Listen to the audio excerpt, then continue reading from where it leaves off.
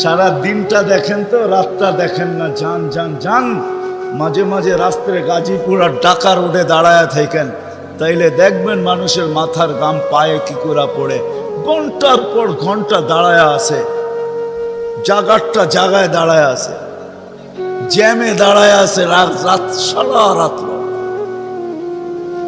শুধু এই দুনিয়ার জীবনটাকে সুখের বানানোর জন্য, ঠিক না?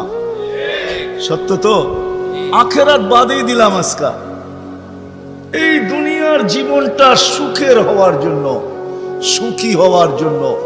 এই দুনিয়ার জীবনটা সুখী হোক 60-70 বৎসর, এটার জন্য মাথার গাম পায়ে ফেলতেছে। কেউ দেশ থেকে দেশান্তর হইতেছে, কেউ রাত দিনকে এক করে দিতেছে। হায় হায় হায় হায়, আফসোস তো এইখানেই, যেই মানুষটা জানে আমাকে আল্লাহ অস্তিত্ব দিছেন, আল্লাহ সাজাইতেছেন, সাজাইছেন, আল্লাহ সুরক্ষিত করতেছেন, সুরক্ষিত 24 ঘন্টা সুরক্ষিত করেন আল্লাহ। মানেন? হ্যাঁ, এক শ্বাস নেওয়ার ক্ষমতা নাই আপনার।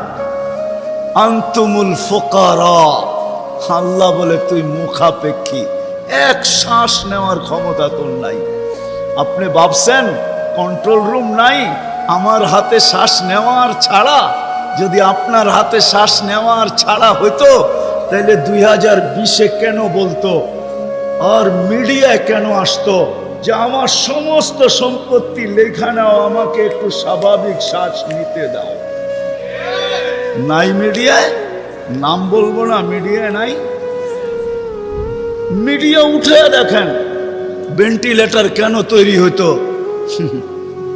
হায় হায় হায়।